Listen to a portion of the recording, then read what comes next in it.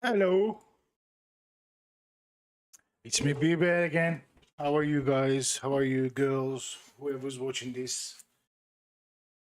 I hope you're doing all right. I hope your weekend is good. And we're here to share Halloween deliveries. Last 3 delivery. We're gonna bang, bang, bang, chitty, chitty, bang, bang. We're gonna finish them all. And yeah. And we're gonna get our gifts. The ghosts. I'm saying. And I wanna listen to some podcasts again. It's okay for you. I'll listen to it. I'll start from where I left it yesterday. Let's go. I've got troubles in my life, you know. And the Martian said, "What's it like to be an Earth? Tell me about being an Earthman. Tell me about what's it like living on planet Earth." Put it down a and bit. I could spend the whole session just discussing what it's like to be an Earth person, Lovely. a human being, not talking at all about what I came for. How's your day going? A bit of a danger if we let our Are you all right? Yes, they do. Hope you are. But if we sitting there saying, I actually wanted to go. I'll share. Supervision. We should let's see the our map. own knowledge around it. Maybe doing some training. Maybe doing some reading. Okay. Just kind of talking to So get some information on this, or talk to I'll go to. The client isn't there to primarily educate us on their. I'll go to whatever Germany. they're there to bring their problems to Fast us. travel? To kind of help them work them out. And you're 100% right, Rory. And Yeah. and Ooh, that, okay. Doesn't Marshall matter. Speaking to you, you are not a representative. So I just want to finish it quick, You are a as soon as representative of possible. Rory, so you can only give your frame of reference, and that's the same when working with a client. I think that's the point that you're making there. And we do have differing belief systems. We have to acknowledge that. That's part of that searching into self. Let's fix the cultural lights. heritages. We do have different languages, different ways that we grow up, maybe different religions. So it's Want about all the understanding who you lights are turned and on. then doing the Ooh. CPD, the continuing professional okay. development, to be able to understand your client and where they You might be just- coming from. And if you let's do have a see client, from outside. with you and they are presenting with something you don't understand, not just okay. or regarding to what we're speaking about today, anything. Go and learn about it. It's not for them to educate you, it's for you to educate yourself. Absolutely, and some of it can be really subtle. I went to London before Christmas for a bit of a bash. I was on the telly, and I got talking to a few people, and somebody said to me, "Where are you from?" I said, "From Manchester." And he said, "Manchester United or Manchester City?" And I'm like, "What are you on about?" Why And he the said, back is getting up? Which Well, football that's team do you weird. support? I said, "Well, I don't follow football." And he was like, "Really?" Okay, put You're it from down a Manchester and bit. You don't follow football. I'm like, Alrighty, yes, I'm that- from that Manchester, looks but I don't alright. follow football. Yeah. And honestly, the Our surprise, steering I thought wheel is 150 okay miles apart, too maybe. today. And he was like, Okay. someone actually turned to someone else and said, he's from Manchester. He doesn't follow And football. let's find a delivery. No, honestly, and Yeah. hey, here's the thing, man. There's a lot of people in Manchester that don't follow football. Yeah, and that is stereotyping, isn't it? It's Absolutely. kind of putting you in there and saying you're from a certain area.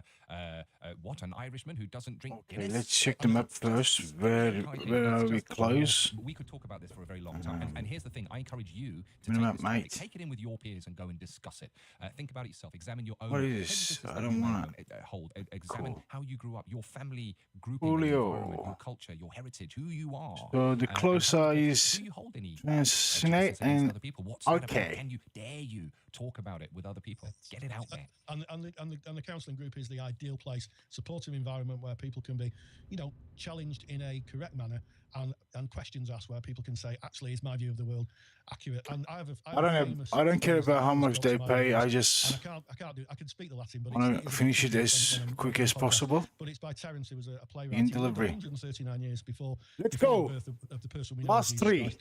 And he said, I am Not a much human, left. Nothing human is alien to me. And I kind of like that. Terence, you can't beat Terence. He was a good lad. Wrote a few plays. And what he was saying basically is, all human beings, are human beings. And that's a fact. I know it's Sometimes ready. different Just give me a views, moment, different mate. views, But generally speaking, only human. I like that, Yes. and it gives me a segue, a beautiful, smooth link into going into, Moest je nou weer? into today's topic, which is a theory with Rory. And today, Rory, you're going to be speaking about the different people inside of us, Okay. the different people in Let's the go. world, the configurations. Which called the last 3 deliveries, man? So, come resist Teşekkürler, that. Superman. I'm going to speak of a newer idea in person-centered therapy. One. Oh, I need who's petrol just too. a well-known Ooh. commentator on the world of person-centered therapy, called configurations of self, sometimes known as the many voices inside the one. And for those people who are doing essays on person-centered therapy, they're always asked for some of the newer ideas. So this is a newer idea. I just fixed my freaking car. I was kind of newer than that in terms of setting up my cushion, man. With Rory Liz Oaks. Teşekkür ederim. Welcome to Counselling Theory with Rory, and today we're going to Çok discuss naziksin. a new idea in person-centered therapy called configurations of self, sometimes known as dialogical self. Takılırız And tabii. the first thing I want to get across before I kind of start the podcast in general is that person-centered therapy is not... Yayından sonra bir yemek yerim takılırız. Olur mu? Plenty of people around the world talking about its impact, about how it's developed. There are many tribes of the person-centered nation. In fact, that's a book. I'll put a link into the show notes. So if you go to www.counsellingtutor.com, www.bombabombo.com. and if you go to this podcast episode, I'll put a link into a book called Tribes of the Person-Centered Ne Nation. güzel And you yemekler find orada. quite a few different forms of person-centered therapy, and in fact, Carl Rogers himself gifted the therapy to those people who develop it. He kind of, when he got into kind of his middle 80s, he said to people, including his daughter Natalie Rogers, take it in a different direction, find your own way with it. Açtık. And indeed, Natalie Rogers, who sadly recently died, Rogers himself was quoted as saying about his daughter's work, it's ploughing a new field. It's going in a different direction.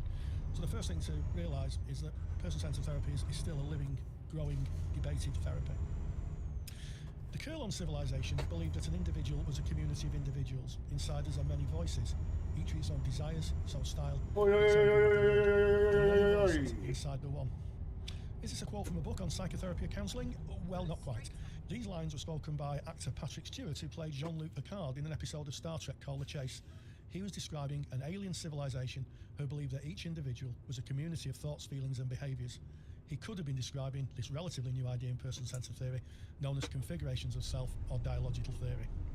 The concept of configurations of self in person-centred counselling was developed by David Means and Brian Thorne. It describes a philosophy that we develop various alternative personalities or configurations of Turn self right. that rise up within us in certain circumstances and result in thoughts, feelings, and behaviours that may surprise us. The idea moves away from Roger's original theory that we're an Again, this organismic one. whole, rather that we are a community of thoughts, feelings, and behaviours that reside within us at any given time. As Captain Jean-Luc Picard so succinctly stated, the many voices inside the one. And I'll give you my take on it. When I was taught person-centred therapy, I was taught that we were a whole. So if you think of a circle, we existed within this emotional circle, which is called the organismic self. And for those of you who've studied transactional analysis, you'll know there's the parent, the adult, and the child. And that we move up and down Oh those- my those God. states, where person-centred Seriously. therapy our friends in transactional analysis see us moving through 3 states. So there's a difference immediately. If we think of Roger's idea of the circle Let's go. and all of us existing, all Wasn't a emotions nice existing one, within but that circle, still. what dialogical theory or configurations of self tells us is within that circle there's lots of little circles, and each of those circles has its own name. Could be anger, could be fear, could be joy, could be shame, could be aggression, could be sadness.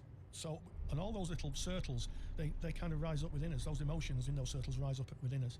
So instead of being just one organismic self, we're whole, but we're divided into little parts. The many voices inside the one. A definition from Means and Thorne in 2000 says a configuration of self is I a need hypothetical petrol. construct denoting a coherent pattern of feelings, thoughts, and Come on, responses, petrol, symbolised or John, pre-symbolised by the person petrol. as a reflective Left of a and dimension left, of it's red existence light, within mate. self. I think a better way of describing that is think about your day. You get up in the morning, you might be very happy. So that's a happy configuration. You're on your way to work and somebody cuts up in front of you on the car, maybe you're a cyclist and someone cuts up in front of you, you become angry. There's another configuration. You get to work and you think about something that may be sad in the past, and there's a sad configuration. And then finally you get your first cup of coffee of the day, or your first So glass I of water of the wonder day, if I and could all of a get sudden my you've got a happy configuration. So we move through a set of emotions. watch and toy. behaviours. By the way, that is the behavioural response. and I finished my 13 deliveries, or should, I don't know how it works. Clearer, less wordy explanation. Many writers have made reference We'll to see, Roger's we'll ideas see, around we'll conditional see all positive together. regard. The idea that a client may limit their own self-acceptance because of fear, shame, regret, embarrassment, anger, or a sense of loss they have about themselves or maybe others. These negative emotions or constructs are sometimes referred to as not-for-growth configurations. The negative side of the personality, the emotional inner voices which bring Keep psychological right, pain exit right, and hamper okay. both happiness and self-understanding. By helping the client explore and examine these not-for-growth configurations in a safe and non-threatening or judgmental environment, it is possible for the client to process these feelings, thoughts and behaviours and begin to process of checking the reality and the impacts on their lives. And I'll give you one example from practice. Through the years, I've worked with a lot of clients who've been survivors of abuse, and one of the recurring themes that sometimes clients bring with them who've experienced this is that at some level it's their fault, and it usually starts with if I hadn't done this, if I hadn't done that, if I'd only walked a different direction, if I hadn't gone out that night. So we'll And probably it's finish amazing this how 3 many clients deliveries in an hour and a half about what they believe to be their own behaviour has led them to of be my driving, because it's never the client's fault. and some other people When it's the victim of abuse, can they've finish it been abused. with It's that, not I their fault. suppose. And sometimes working with that non-for-growth configuration and exploring it and examining it in the therapy room can be really useful as they kind of realise that it's not their fault. And that's quite a liberating place. In my experience, clients feel very cathartic, very liberating by knowing that. By helping the clients explore and examine these not-for-growth configurations, it's possible that if the therapeutic alliance is strong enough, and by that I refer to the clients acknowledging the counsellor's non-judgmental approach and being willing to explore these ideas. So there's 2 things there. One is that the client actually believes and understands that the therapist, the counsellor is there to help them, and has the courage to explore this kind of dark side of their personality, the stuff that's making their lives difficult. It's possible for the client to begin to offer themselves unconditional positive regard or accept those parts of themselves that may hamper emotional growth.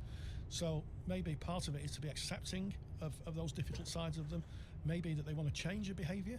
Maybe they can work through that, and by talking about that behaviour, can find a way of dealing with it. And also, There is a it's sharp kind of a turn. place where maybe some people Yeah, get I so slowed down. ashamed, of what they've done in the past. Otherwise, that would have carry been it around like a catastrophic. big heavy bag, like a ball and chain maybe attached to their ankle.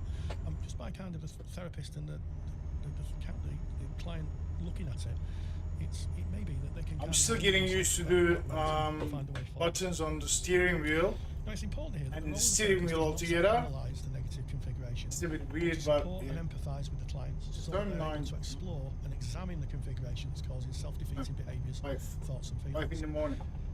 The counsellor, by doing this, is able to strengthen the therapeutic bond between themselves and the Get client. it. Look at my cat. It looks like Peanut, and Peanut sleeps like this too. If you remember that I showed Peanut yesterday, was singing. Their past or something they've done, and it's only when Yeah. when He the sleeps client like is that safe enough to too. explore it, and that alone. Sometimes I think that he's dead because he doesn't move at all. Resolution of it.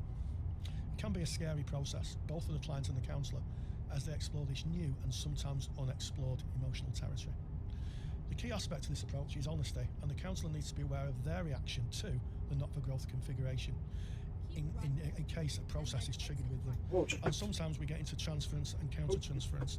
So if, say for instance, a therapist is working with someone who's done something around anger in the past, and the client becomes Did you hear angry. the ties? So that's transference. In other words, the client's projecting that anger onto the counsellor. It may be the counter-transference is the counsellor then is reminded of a historic time when they were the victim or on the receiving end of anger, and they may become really passive or they may become quite aggressive.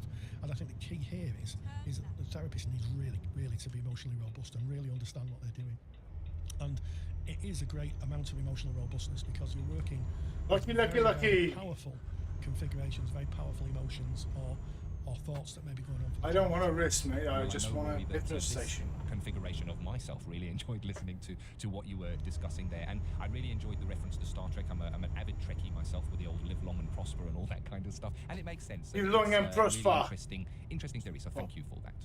Oh, thanks very much, Ken. And next up, of course, is Ken, the Skills Meister, and he's going to be talking about beginning and ending sessions. He's going to be talking about those very important beginnings where clients come to you and you're opening the session, the opening of the theatre, I call it.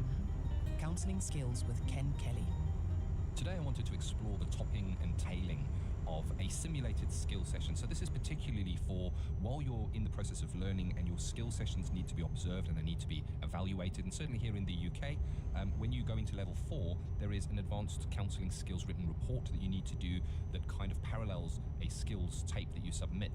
And it's about listening to the tape and then kind of evaluating how your skills were used. But a lot of the points, a lot of the marks are given to how you start and how you end your skill session. And I know that from speaking to a lot of learners, this can often be a challenging area. What is it that needs to be said? How do you say it? And how do you put that top and tail in a way that is respectful to the client? So that's what we're looking at. So first of all, we're going to be marked on this, so this is really academic. We're looking at the academic side of this. I guess it's slightly different when you're out in practice in that you will be doing an opening or a contract Just say hi to him. with a client once, whereas here when we're doing the simulated skills sessions, it seems like we do it again and again and again, and we're doing quite a lengthy top to a counselling session just for a single session, and that single session maybe 20 to 30 minutes. So first of all, Spencer, what's 2,000, man? More. I want more. That's what the top Come on, of the session bring me is more called, money. introduction. It's the working agreement, so it's the contracting of what's going to happen in this session and how it's going to happen. Why is that there? Well, it's there to empower the client. Now, I do have an example that we're going to be going into, and it's a 10-minute example of a top for a skills session. You might think, wow, 10 minutes. This was a 30-minute skills session. 10 minutes of this session was taken up by the top. So I'm not going to go too deeply into it now. I'm rather going to leave you with the actual simulated session that I have recorded for you. You're going to hear that I've taken all of the clients' replies out, so where they say, yes, anything where they show kind of where their voice appears. I've taken that out so you just hear my voice, because that's what's important for this focus here. Oh, So no. it's that Whoa. agreement here. Calm And down. what does that do? Oh, It shit. empowers the client. It gives them the choice. I was scared, man. And if you Thought he want was gonna go the other deeply way. into contracting and what it's there for, just pop on over to session number 1 of the Counselling Tutor podcast, where Rory and I actually really drill down into contracting. So basically, we're going to be Come on, go on, outlining what is mate. on offer. We're going to be talking about the modality of counselling. I'm a person-centered counsellor. I'm going to be outlining what that is for the client, and all the way I'm checking the understanding with the client. Do they get it? Do they know what it is that I'm sharing with them? I'm going to be looking at the limitations in confidentiality, and of course these will vary depending on the country and the legislation that you work under. I'm also going to be Except looking at go by health and 50. safety, basically just kind of covering over that. It's non-maleficence in the BACP ethical framework, and it's kind of to do no harm. So it needs to be an aspect of what we kind of look at as reflective practitioners. Of course, time boundaries, going in, letting the client know how long you have, and of course, when you're coming out. So on the tail side of your session, you're going to be giving maybe a 5 minutes just to let the client have time to pack up and know that they're coming to the end of the material. It allows them to kind of just change gear and allows you as the practitioner to kind of close everything up before they leave. Maybe She do turned a left. good summary of what has been brought to give them one neat package that they can go away with where they feel understood because the summary matches the material that they've brought. Maybe the summary is an opportunity for the client to say, no, it's not like that, it's like this, which is great for you as the counsellor because it allows you to kind of realign where you are and be fully within the client's frame of reference. If you would like a transcription copy of this introduction to a counselling session, I've gone ahead and made one up for you, and I've put together a little resource pack. In the resource pack is the transcription of what you're about to hear. There's also the audio file of what you're about to hear, so that's the complete introduction to the counselling session. And I've also taken a section from an assignment that was written referring to this recorded session. So if you would like to have that, you can get it straight away. It's free of charge. You just go to counsellingtutor.com, click on the podcast tab. We are episode 4. Click on episode 4 and you'll find that right there in the show notes. That is yours. You're free to take that. I just want to say I'm not putting this forward as how this should be done. I'm not putting this forward as a best case study, but it certainly is a case study that you can refer to maybe when you're doing your own assignment, linking skills to practice and having to evaluate your own skills. It might be useful for you. Just want to pop in right I now. wish we could get these trailers, man. They look really nice. I like these trailers. You're not at this stage in your studies. It may well be that you're already in practice or that you're already in placement, so you've passed this over and it's no longer relevant to you. That's okay. Just click ahead in the podcast 10 minutes and you're going to pick up with Ask Ken and Rory, which is worth listening to today. So don't just leave the podcast, click ahead those 10 minutes. But if this is where you find yourself in your studies, then I guess that resource pack will be of interest for you. And of course, here is that introduction to a counselling session. And I guess we're here now, and this is the time that we have talked about on the phone to come together to spend a bit of time together, to spend 30 minutes together. And I think what's important for me is to call this as it is. And what this is it's a session that we'll be evaluating. So whatever you choose to bring today, the chances are that a moderator, an external moderator, may come in and may also ask for access to the audio file. And I think it's just respectful to you to put that out there right in the beginning. And that may or may not influence what material you choose to bring here today. I know you now, and I know your name, and you know my name is Ken. And I've taken the liberty of putting together 99 kilometers. 98. specifically for this session, which I'd like to share with you, if that's okay. So that's a copy for yourself, and you're more than welcome to take that away. Volkan hoş geldin kardeşim, ne haber? Are you happy for me to just go over some of the point and what I'm Ya really şu şeyi almaya çalışıyorum. points feel for you, and it's Ödül veriyor just to ya. start with what's on offer and 13 tane Halloween deliveries yapınca. here today, but I think also to realize that if there was Yok ya, seninki de heyecanlı, öyle deme. that we have in this short period O of time, kravatlı var ya, o kravatlıdan ben çok şüphelendim. might be the opportunity for Senin yayın devamını izleyemedim ama counselor. o eşşoğlu eşekten çok şüphelendim ben. What I offer you is person-centered counselling, and I guess my understanding of person-centered counselling is that together we kind of walk through whatever you choose to bring, wherever you choose to lead. I will go with you, and we'll go through it together. And it's about you finding. Nasıl gidiyor hafta sonu? How does that feel for you? Aynen. Health and safety. Sakat just mı touching hakikaten? very basic, Yaptın mı bir yamuk? Is that there are no planned fire drills that I'm aware of. So if there is a fire alarm, that would kind of indicate. Senin şeyi de izleyeceğim. İki sene önce şey yapmışsın, yüklemişsin. Model arabaları falan gösterdiğim bir video var. Bugün ona denk geldim, birazına baktım, tam bitiremedim. Bence de. Valla onda var bir iş. Ona dikkat et.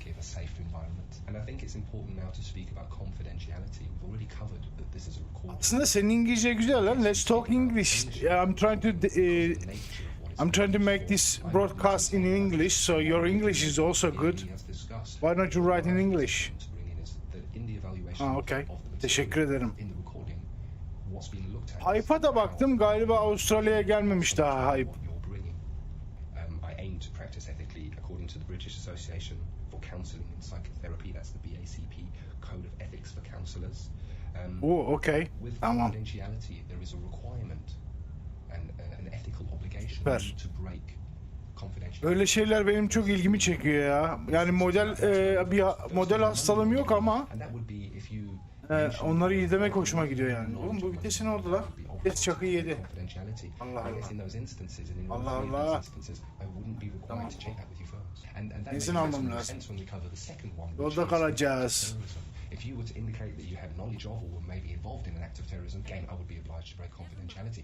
No, your English is really good. But I'm listening to you when you're translating it. That's not the taking. Spot on. Drugs running. I wonder what your understanding. Really good. You're 100% right. I like your It's involved English. in the distribution Oi! trade chain at some point. Lan! import, export, and it seems that you have quite a clear understanding. Is that okay with you? Now I monitor my own practice, and I have regular supervision. And as still a Seninle Steam'den falan bir ekleşelim ya. Face-to-face client contact I have 1.5 Binlerce. hours of supervision. So there may be elements of or aspects of this session that I'm Discord'u açabiliyor musun sen? And I guess just to give you how I might do that, if I did take an element of this session into my supervisor, your name would not be mentioned. I don't mention my client's names at supervision. I will mention the client brought, and again, it's about how I deal with the material. And I think maybe it's important to mention. Allah yapıyorsun ha. Hakikaten simultane yapıyorsun gerçekten. Ben böyle başka oyun kanallarını falan da izliyorum. Onlardan falan hani böyle adamların yüksek şeyleri var. Yanlış anlama beni. 200-300 bin izleyicileri var. Adamlar yapıyor böyle çeviri yapmaya çalışırken sen 10 numara bir de böyle şey olarak çeviriyorsun yani okuduğunu tam böyle Türkçe'ye uygun çeviriyorsun. Çok hoşuma gidiyor. O zaman Steam'den ekleşelim. Yahut da WhatsApp'tan ekleşelim. İrtibatı koparmayalım. Oy anam. Hey! 20'a gidiyordum vallahi ha. An example might be I was working with the client appeared to be very distressed as the client was crying. So it would be very generic. It wouldn't be directly relating back. There would be no distinguishing information on it. Evet sen küfürsüz yapıyorsun. Ben olsam ana avrat düz giderim vallahi. Hiç acımam. And I guess that would be important. Ben küfür kullanan bir insanım. Sen çok temiz konuşuyorsun. Might feel secure that there is no information that might get out there. Ha o da olur. Now, so who would get access to those notes? I think is also important. Mail atarım I ben access to sana. them and I use that to review where we might be at in sessions. There are aspects from my notes as I've spoken to you that I may take to supervision, Aynen. although I wouldn't take the physical notes. Seni bulacağım. Sana telefon alacağım. You could have access to those notes because it's your material. The notes can be accessed. 32 mega cinsel diyor ya bir de. By court order is what it's called, and they can be accessed by the coroner. But they would need a Diyordum vallahi hakikaten. to request. Ama kaza yapmadan bu delivery'yi getirdim. Çok şanslıyım. Genelde çarpa getiriyorum Try to delivery'leri. suggest to them that I did a summary of what. Şimdi gene saçma salak bir yere park ettirecek bak şimdi. Ne park edeceğiz lan bu arabayı? And that's why I wanted to. Böyle take geri the time to sokacak point beni it out for you. You şerefsiz. can take that away and have a look through it. Daha önce buraya and see park how that feels etmiştim. for you. It is a lot to take. And how are you feeling with all that? Şerefsiz buraya bak şimdi geri And I isteyecek. guess now we have. Şöyle bir bakalım abicim. If that's okay, and that's your time to bring. Ama işte şerefsiz. Traktörleri bari çekeydim buradan. Adi adam.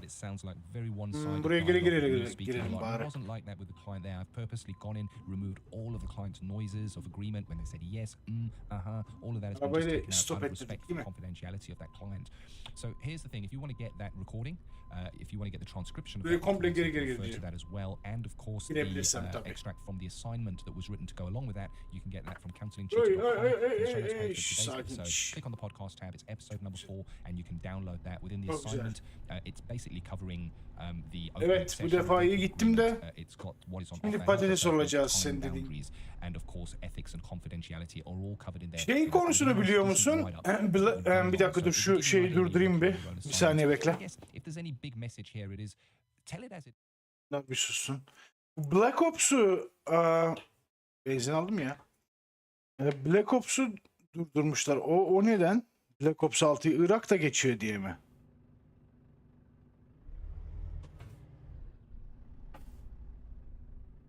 Sıyır buradan. Aferin. Cansın can. Şimdi şuradan geri git.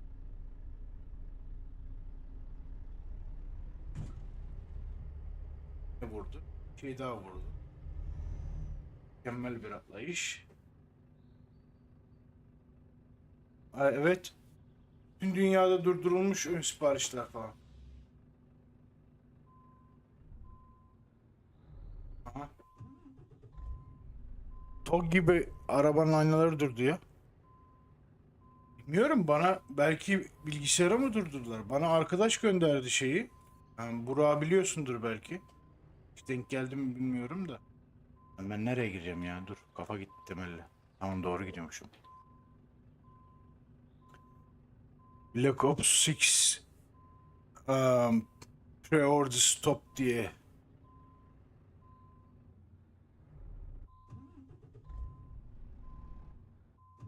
Nereye takıldık şimdi? Ulan oğlum, adamlar var ya, tam Türk keresteciler gibi çalışıyor. Alsanıza şunu ortadan, adam gibi yapsanıza şu işi ya. Almanya'dayım ya, kesin anasını satayım Türkler çalışıyor burada.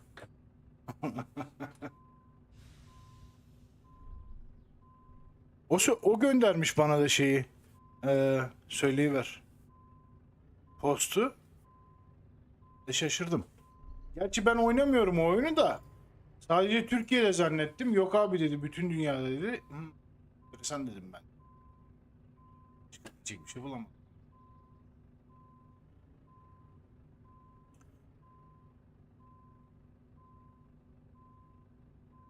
Şunu şöyle bir hile yapalım bakalım. Nereye gidiyoruz?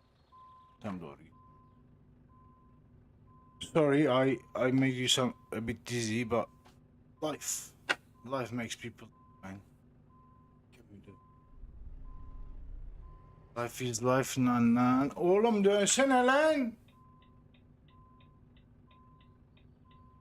Ben hiç oynamadım Call of Duty. Call of Duty'nin birini oynadım galiba. İkisini mi oynadım?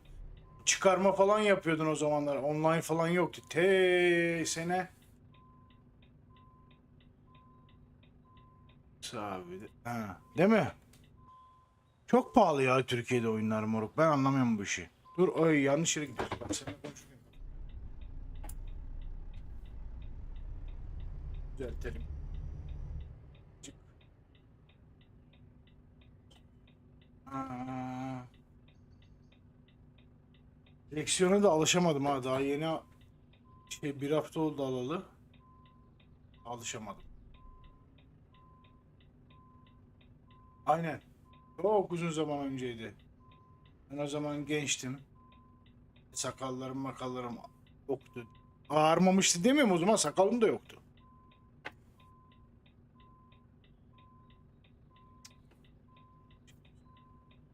20'a gidiyoruz.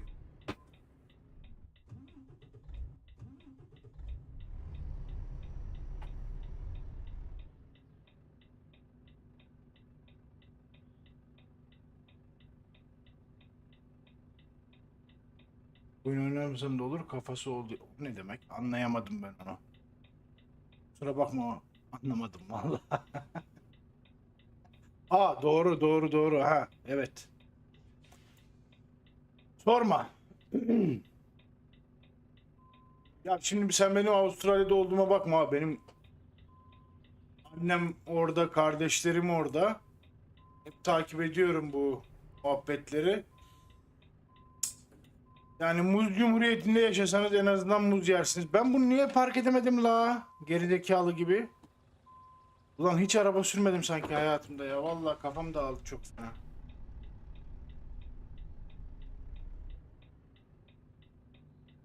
Doğru diyorsun. Gerçekten Türkiye'de yaşamak bir simülasyona döndü ya. Dur, Fatih Altaylı'yı da 3 gündür izlemedim. Şey yapacağım. Ee, Üçlü bir kombinasyon yapacağım ona. Bakalım neler olmuş Türkiye'de. Ben abi hile yapacağım bu defa. Hiç kusura bakmayın. Şöyle bir hile yapacağım. Yapmak zor, fark edemedim.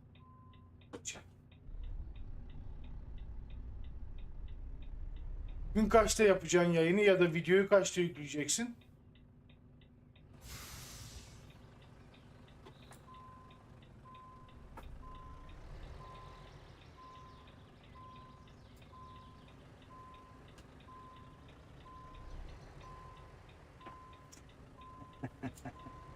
Yapmak zorundayım çünkü kafayı çıkarttım ya camdan, o kadar da kötü bir hile değil yani. Sadece camdan kafayı çıkarttım işte, ne yapayım? Göremiyorum maç kötü. Ya şey yapmak da istemiyorum böyle hani park etmeden geçmek de istemiyorum ki, park ederken direksiyona alışıyorum. İşte değilse. Heh, bak şimdi o az kaldı olacak. Az kaldı, az kaldı. Hani o Mario oynayan bir tane kız vardı, hatırlıyor musun? Az kaldı. Geçeceğim, geçeceğim, geçeceğim, geçeceğim diyordu. Geçemiyordu.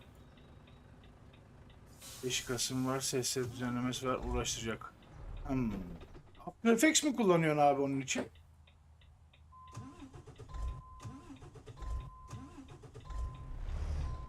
Hadi şurada yeşil yanmıştın, yan işte gene. Uğraştırma beni. Hadi kardeş. Hadi. Yan. Come on.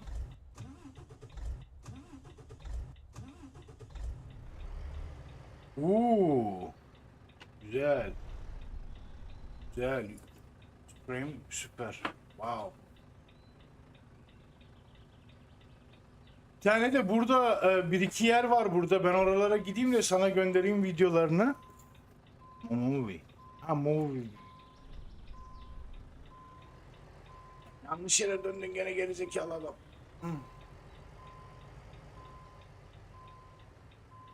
Adobe kullanıyordum ben. Ama CapCut daha kolay geldi şimdi. Adobe'den daha kolay olmuş CapCut. Dur ben senin şey gibi, neydi o Tatami Yakuza var diye, senin o dedektif sigara gibi. Ama adam ne koşuyor o cigarayla, vallahi adamda nasıl ciğer var ya. Helal olsun.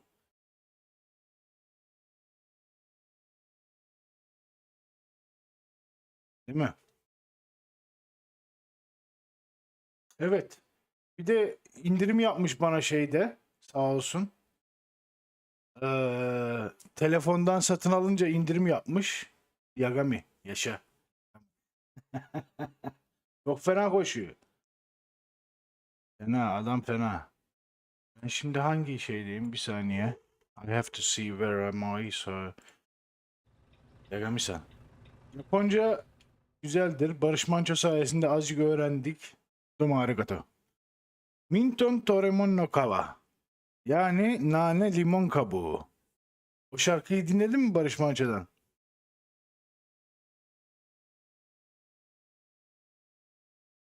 Şey, Japonya konserinde.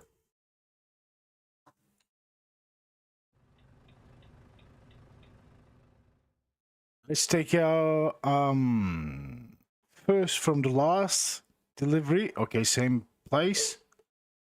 Arigatou gozaimasu. Domo domo domo domo.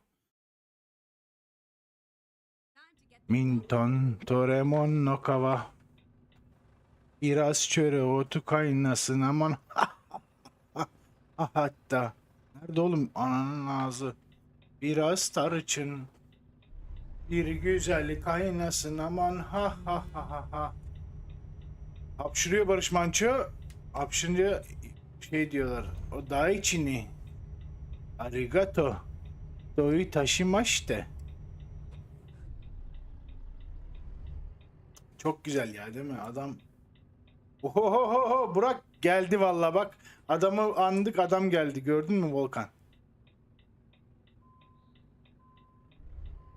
Ya sorma, zaten bak Barış Manço sayesinde vize vermiyorlardı bize. Barış Manço gitti, gene biraz idare ettiler. Şimdi Japonya bize vize uyguluyor. Yani yanlış yere gidiyorsun oğlum, kafa döndü ya vallahi.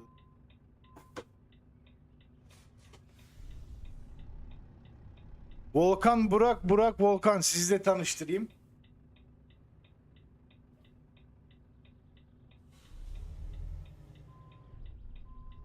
Türkiye'nin iki güzide şehri, biri Ankara'da, birisi İstanbul'da.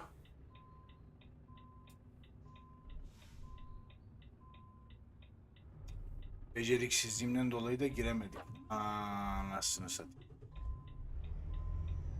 Ne yapalım ya? Devam. 3 tane şey kaldı. Bak. Bunları bitirmeye çalışıyorum da bitiremiyorum. Kardeş. Alamadım.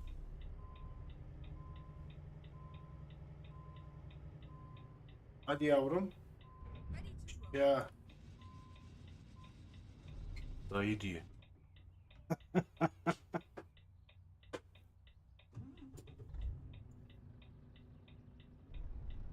Burak'cığım, Volkan'ı takip et. Güzel yayınlar yapıyor. Çevirisi de 10 numara 5 yıldız.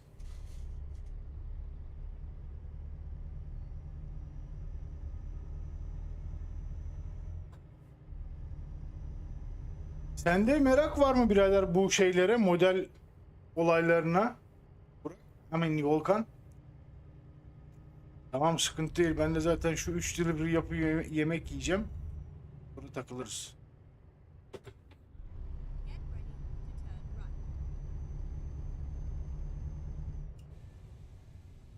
Ben de çok istiyorum böyle modelle uğraşmayı da bende o sabır yok Volkan ya. Allah, aha çarpacağız şimdi. Oy, alo, sakin.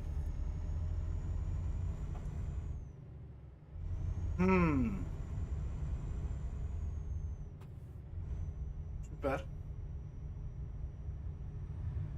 Ya bende o sabır yok işte, böyle adamlar aldıkları mesela, hani sen çok iyi bilirsin zaten bu işin içindeysen. Atıyorum bir tane senin o videondan örnek vereyim. Volkswagen almış. Volkswagen diecast, tamam mı? Adam onu öyle kullanmıyor abi. Adam onu boyuyor. Ha, ha işte ben boyama yapanları falan gördüm dedim. Ben bununla uğraşamam aga dedim ya. Benim hiç sabrım yok ona.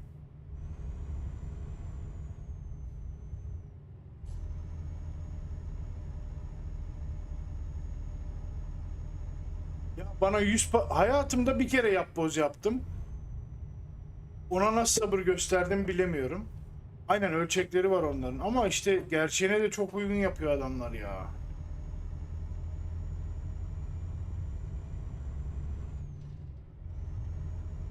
Güzel bir hobi. Keşke sabrım olsa.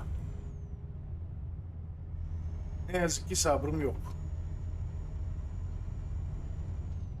İşte herkesin yapacağı iş değil.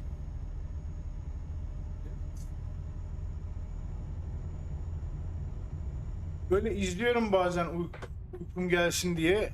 Abi bana stres geliyor adam yaparken. Alıyor arabayı, zımparalıyor. 1'e 24 dediğin biraz büyük mü oluyor?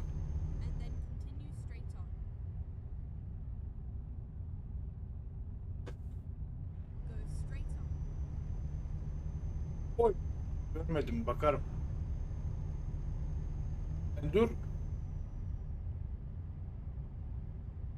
Bakayım.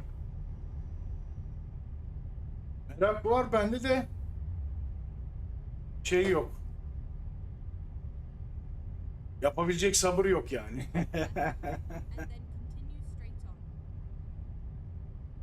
Çok güzel işler aslında. Çok güzel kafa dağıtmalık işler de sabır lazım. Benim adımı da Eyüp koymuşlar sözde, sabır. Heh, adımı değiştireceğim zaten.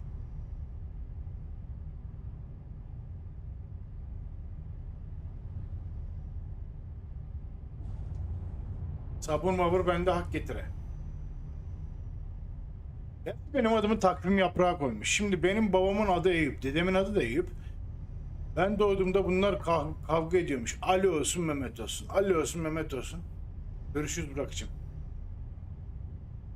Ebem demiş ki, ebemi zaten bulsam çok kötü şeyler yapacağım. Ee, Niye kavga ediyorsunuz demiş. Takvim yaprağının arkasına yap bakalım demiş.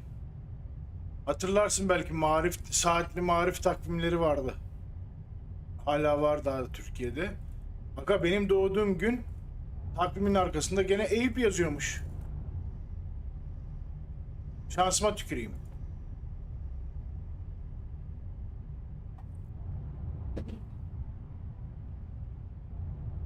Ha, ben uzak yere mi aldım ya dedim. Ya.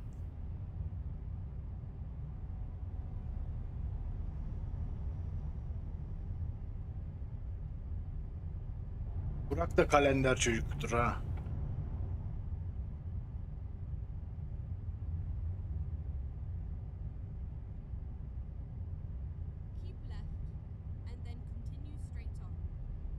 YouTube'a girdim. Senin gibi insanlar tanıdım. Çok hoşuma gitti. Bana takipçi gelsin gelmesin çok da fifi. Gelsin çok güzel olur. Gelin aslında gelin. Böyle dediğime de bakmayın ha. Gelin yani. Ama sizi tanıdım iyi oldu.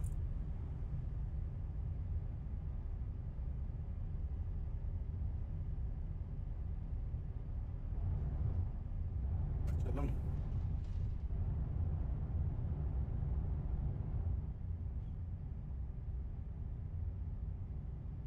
Aynen moruk. Muhabbet güzel olsun yeter. Senin moderatör de resmi ha. Ben dün akşam hadi kaçtım deyince ne dedi o? İyi akşamlar mı dedi, teşekkürler şey sizli bizli konuştu böyle bir. Tabii iyi olur canım şimdi takipçi gelsin gelmesin değil de gelmese de yapacak bir şey yok muhabbet sarsın. Sen bu oyunu oynuyor musun yoksa sadece PlayStation'da mı oynuyorsun sen?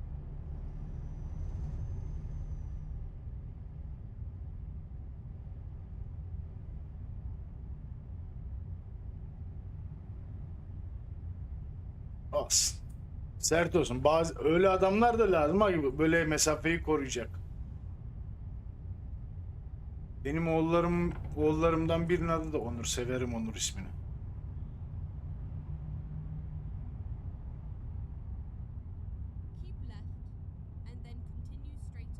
Ha değiştirmedik. Ha değiştirmemiş. Patlayacağız şimdi burada bak şimdi. Abo! Ay yani. Çıkamadım.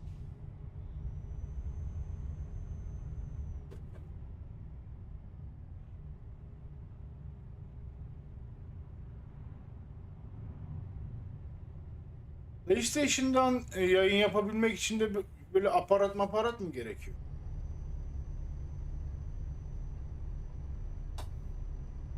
Şimdi teknolojiydi ya. Şimdi tek zamanı. Bizim zamanımızda ben 4 yaşındayken evimize telefon bağlandı mesela düşün.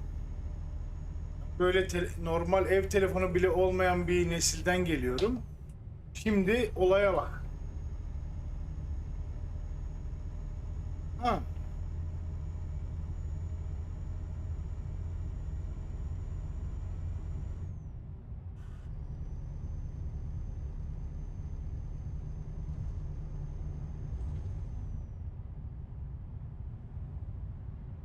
Direkt onda o özellik var yani şey yapabiliyorsun. Broadcast yapabiliyorsun yani. Vermiş.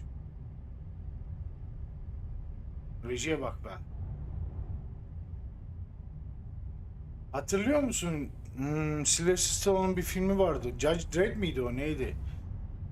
Donmuştuk. Çıkarıyorlar böyle buz kalıbından. Ondan sonra Sandra Bullock falan vardı. Hadi diyor sevişelim diyor. Bizim Sylvester Stallone yanaşırken yok yok öyle değil diyor. Böyle VR'ları takıyorlar. Ellerine böyle temas şeylerini takıyorlar falan. Yakında o da çıkacak ha. Çok acayip bir teknoloji zamanına denk geldim. Geldim. Enteresan yani. Benim için enteresan çünkü niye? Evine 4 yaşında ev telefonu bağlanan bir çocuk büyüyor. Liseye geldiğinde cebine bir tane böyle cep telefonu giriyor. O zaman Ericsson'lar vardı. Tek sıra yazıyordun teksti böyle mesaj atacağın zaman. Ölüm. Ondan sonra iPhone çıktı. Avustralya'ya geldim kendime bir iPhone aldım. Hep onda bir şaşırdım. Çok acayip. Şimdi her şey teknoloji.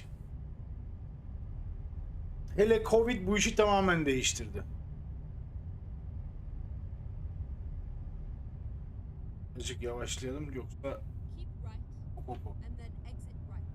İki sadece sen ne yaptın? 3 9 8 açalım. Kaydırma. Ya. Açalım.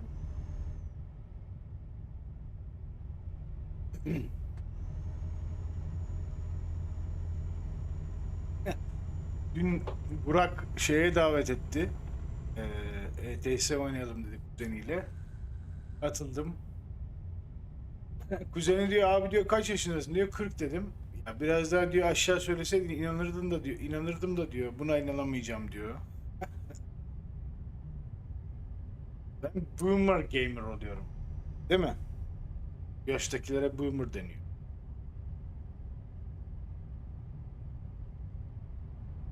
Yanlış tuşa bastım. Lan bir atmış ol.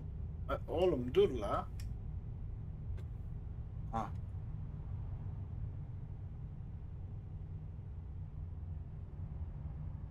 Good. Soldan git diyorum. Ben niye heyecan yaptım? Oy. Sorry mate. See you.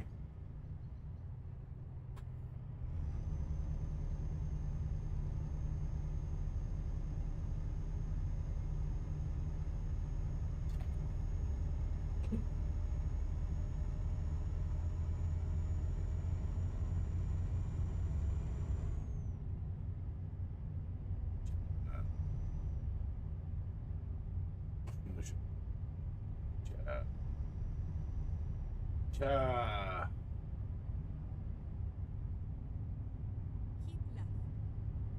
Aha. Çıkarım.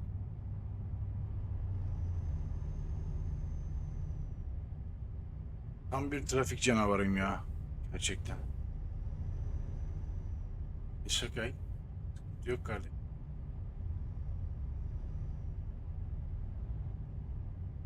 Selam söyle. Takip etsin beni. Arkadaşınla söyle. De ki böyle bir çocuk vardı azıcık deli de. Tamam sıkıntı yok. İyi eğlenceler. Benim için de gez İstanbul'u. Özledim İstanbul'u. Kendine iyi bak. Geldiğin için teşekkür ederim.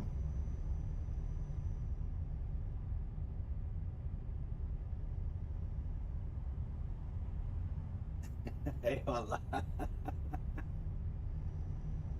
Hadi git bekletme arkadaşını. Eyvallah. Eyvallah sağ olsun.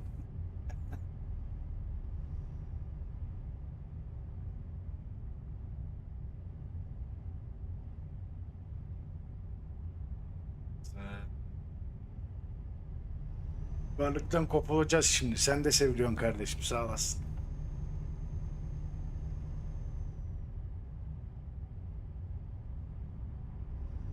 Geceler tekrar. Ah İstanbul, İstanbul'lar ne güzel yerler İstanbul ya vallahi billahi. Ah İstanbul. Ah.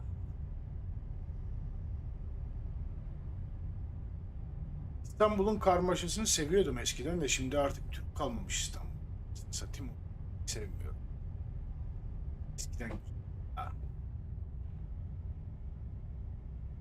eskiden çok güzel.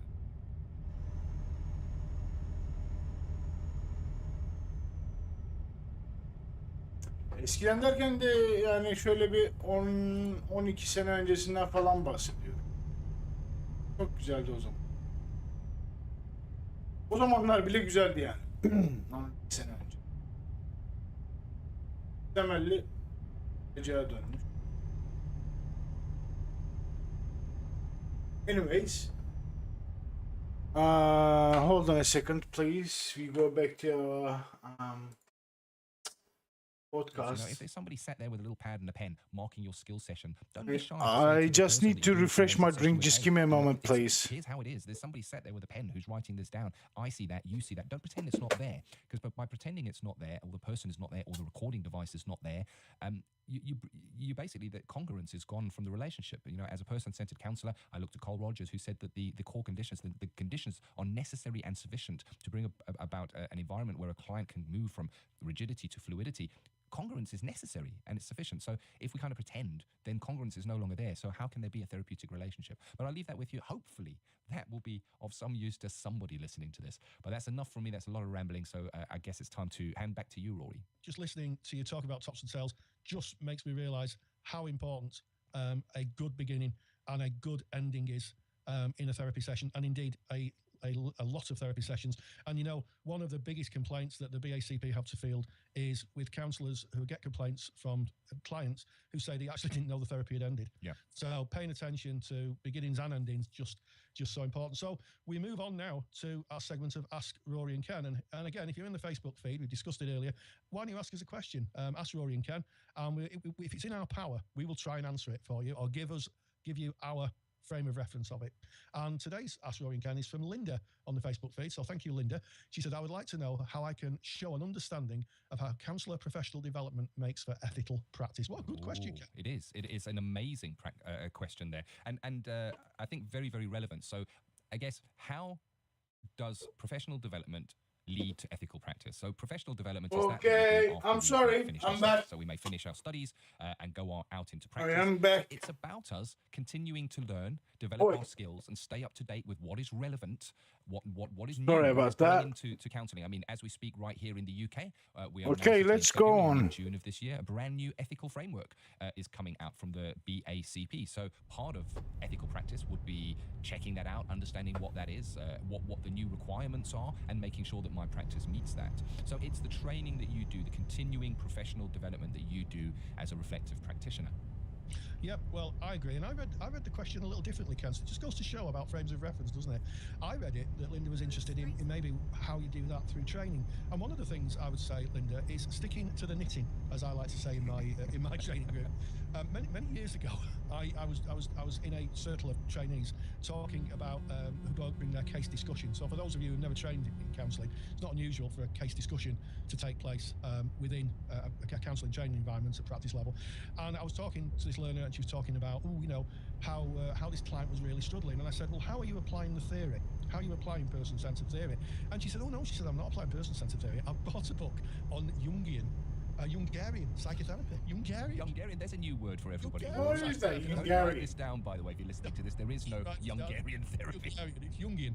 And Carl Jung. And I said, well, where do you get this book from? She said, oh, I bought it for a book. It teaches yourself Hungarian psychotherapy. And I said, what have you been doing? She said, I've been doing lots of kind of things around Hungarian psychotherapy. And I said, do you think your client really is getting the best possible service from you when you're practicing a theory that takes 5 years to learn, at least 5 years to be a Jungian psychoanalyst, from a book that you bought for £3 from a bookstore? I said, to be ethical, and this really comes back to Linda's question, staying with the modality. If you're being taught CBT or person-centered or whatever modality it is, stick with the knitting. Fuck, I didn't check that we were. Oh my god, are we going to the UK? Other areas of interest to building practice. I mean, I Shit. will share with you that I didn't know I that. spent a long time after practice Oh, trying that's to really fine. understand person-centered therapy, and I know that, Ken, that's just an ongoing journey for you, isn't it? That's what happens when you don't check where the fucking lorry's going. I'm a child adolescent therapy, so I work with young people. We have to have a slightly different approach, but only slightly. And so I would say, understanding of a counsellor's professional development, stick with the knitting, Linda. So, write on your essays, make sure that you fully understand the theory, and make sure that you when you're talking to your supervisor, you're talking to your peers, you're talking to your tutor, you're in the same language, and that really does show ethical practice. Agreed. So I guess jumping back into my frame of reference, which read the same question rather differently, of how does CPD, continuing professional development, inform your ethical practice? And I'll give you an example. I was working with adolescents. I was working in a college, and I found that I had clients coming that were self-harming. It was then that I realized I needed to go and do some CPD. I needed to go and expand my knowledge in that area. It was, I guess, what you might call just-in-time learning. If I'm seeing something within a client and I feel that I could learn more about that, that's a good time to go and do some CPD, to go and get a deeper understanding of what that is. And it's about going to pure sources. Wikipedia is not a good source. Also, when you're doing your assignments, don't go to Wikipedia. Believe me, there's so much that Go we to can check learn on Wikipedia. Make ChatGPT sure or you go to Gemini. sources. And it's about what is CPD. Those are way better. Reading the trade and industry magazine. So for us, that would, here in the UK, it's called Oh Therapy my. Today. There are others. I'm just mentioning that one as an example. That would be informing your practice as a practitioner. Listening to the Counselling Tutor podcast would inform your practice, because you're going to be picking up things and learning. So there's many ways. Speaking to a colleague about a topic. I'll just leave a link down below if someone wants to listen to this podcast. Notes and taken stuff that I've been able to use in practice, and I've felt that has been beneficial to my clients. Absolutely, and I put down on my little CPD log 1 year Facebook And that might sound quite trite and quite surface, but when I was a child adolescent therapist, I did a lot of research before I went into practice, spoke with people who were practitioners in child and adolescent therapy, and one thing that came up was Facebook. Young people, their kind of separation between their virtual lives and their corporeal or real existing lives is very thin when it comes to modern media. And I did a lot of research on Facebook about how it works, how people engage with it. And you know, Ken, my first client when I went into working in the school, she sat down and she looked at me because I was completely ancient to her, and she said, "How much do you know about Facebook?" And it was all that information that I'd learned helped me understand her frame of reference, when she was talking about, you know, nudges and inboxing. Facebook, we know MIRC, MIRC, ICQ, I knew exactly MSN. what she was talking about, so it didn't clutter up the material that I was working with. So sometimes you've got to be a bit creative when you're looking at your CPD. I love that. I really do. And that just shows that CPD can be outside of what we might consider the norm of counselling training. Facebook training is about as far away from counselling training as you can get, but it was there to aid your client, and that's the aim at the end of the day. How does it aid your client and make you a professional practitioner, a more well-rounded professional practitioner? I often hear people that have done a counselling course going, wow, well, maybe I can do some counselling online. Not without doing the training. No. Go and do the training. I was really surprised. It was an area that interested me, and I thought, hey, well, I'll go and do a postgrad certificate in online therapy. Whoa, did I learn a lot. Stuff that was way beyond my reference. I would never have even thought of the stuff. Disinhibition of online communication was just one thing that just kind of blew me away. It was so much deeper than I thought. So learn about it. Make sure that you have all the knowledge that is available for you.